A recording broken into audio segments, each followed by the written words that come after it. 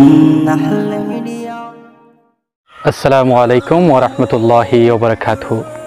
সম্মানিত ভিউয়ার্স, আজকে আপনাদের সম্মুখে উপস্থিত হয়েছি এই কবর জিয়ারত সম্পর্কে দু-চারটি কথা বলার জন্য। প্রথম নম্বর কথা হচ্ছে, বান্দা যখন দুনিয়া ছেড়ে চলে যায়, মারা যায়, তখন আল্লাহ পাক রব্বুল ইজ্জত তার আমলের প্রত্যেক দরজাকে বন্ধ করে দেন।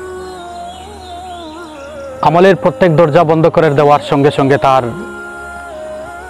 দুনিয়ার মধ্যে যে যতটুকু সোয়াব সে কামিয়েছিল ততটুকু সোয়াবের মস্তক হয়ে সে কবরের মধ্যে চলে যায়।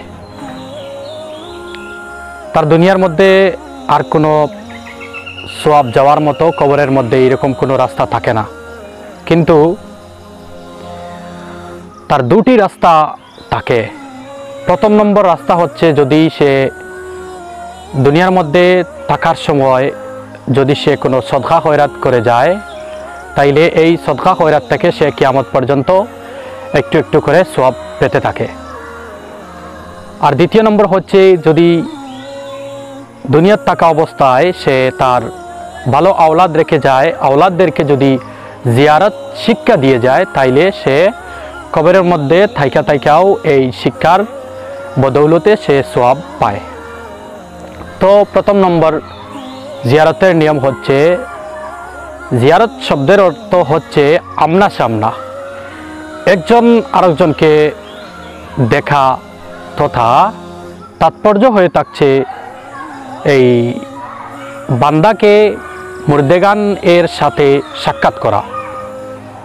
আর আল্লাহ রসুল সাল্লাল্লাহু আলাইহি সাল্লাম বলেন, 24 ঘন্টার মধ্যে যদি বান্দা কোনো সময় এই দুজকের মধ্যে থাকে বা কোনো আযাবের মুস্তাহিক হয়, তাইলে যদি কোনো বান্দায় কবরের সম্মুখে দাঁড়িয়ে এই কবর জিয়ারতটি করে, তাইলে আল্লাহ পাক রব্বুল ইজ্জত এই বান্দার আযাবটিকে কম করে দেন।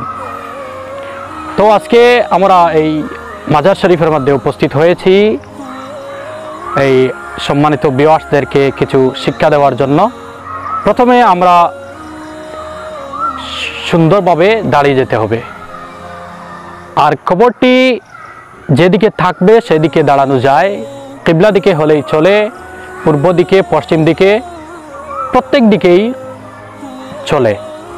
তো প্রথমে আমাদেরকে দাঁড়িয়ে যেতে হবে। তারপরে কবর জিয়ারতের দোয়া রয়েছে। দোয়াটি হচ্ছে খুব সুন্দর একটি দোয়া, শর্টকাট করে একটি দোয়া হচ্ছে, আপনারা শেখার চেষ্টা করবেন। দোয়াটি হচ্ছে, আসসালামু আলাইকুম ইয়া আহলাদ দিয়ার মিনাল মুমিনিনা ওয়াল মুসলিমিনা ওয়া ইন্না ইনশাআল্লাহু বিকুম লাহিকুনা নাসআলুল্লাহু লানা ওয়া লাকুমুল আফিয়া, সাদাকাল্লাহুল আযীম। এই কবর জিয়ারতের প্রথম দোয়াটি পড়তে হয়। তারপরে আমরা এই যে আল্লাহুম্মা গফিরলি হাইয়িনা ওয়া মাইয়িতিনা ওয়া শাহিদিনা ওয়া গায়িবিনা ওয়া সগীরিনা ওয়া কাবীরিনা ওয়া যাকারিনা ওয়া উনসান, আল্লাহুম্মা মান আহইয়াতাহু মিন্না ফাহিহি আলাল ইসলাম ওয়া মান তাওয়াফাইতাহু মিন্না ফাতাওয়াফাহু আলাল ঈমান। এই দোয়াটি পড়ে আল্লাহ পাক রব্বুল ইজ্জতের দরবারে আমরা এই মুর্দেগানদের জন্য এই দোয়া চাইব।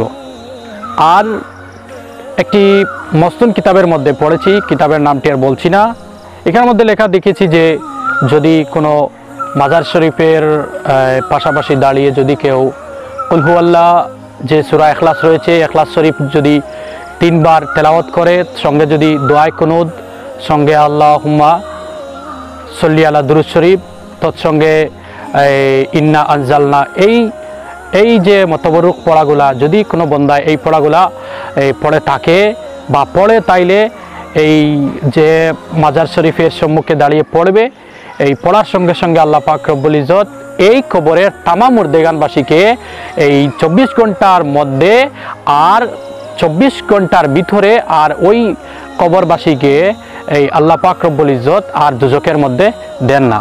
আর যদি কোনো বান্দা এই মাজারের মধ্যে গিয়ে, কবরের মধ্যে গিয়ে দাঁড়িয়ে, কবরের এই পারে দাঁড়িয়ে যদি এই 5 ওয়াক্তে 5 বার যদি জিয়ারত করে, তাইলে আল্লাহ পাক রব্বুল ইজ্জত এই বান্দার আযাবটিকে কম করে দেন।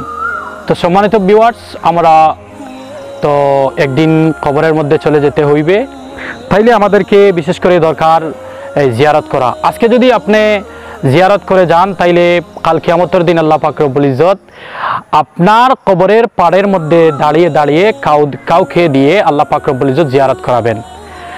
হযরত ঈসা আলাইহিস সালাম একদিন একটি রাস্তা দিয়ে যাচ্ছেন, যাওয়ার সময় একটি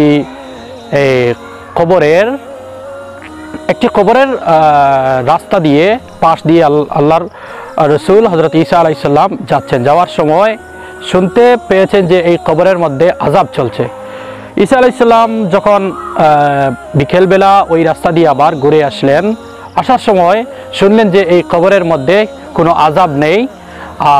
তিনি মেহসুস করলেন যে এই কবরের যে ব্যক্তি রয়েছেন ওনাকে আল্লাহ পাক রব্বুল ইজ্জত জান্নাতের মধ্যে দিয়েছেন। তো আল্লাহ পাক রব্বুল ইজ্জতের দরবারে ঈসা আলাইহিস সালাম এই ঘটনাটাকে বললেন।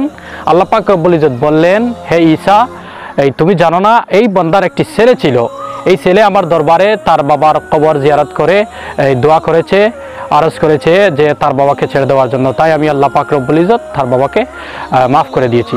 তো সম্মানিত ভিউয়ার্স, আজকের ভিডিওটি হয়ে থাকছে আপনাদের জিয়ারতের জন্য। আপনারা আপনাদের পূর্বপুরুষের জিয়ারত করার চেষ্টা করবেন ইনশাআল্লাহ, আমরাও চেষ্টা করব। সবাই ভালো থাকেন।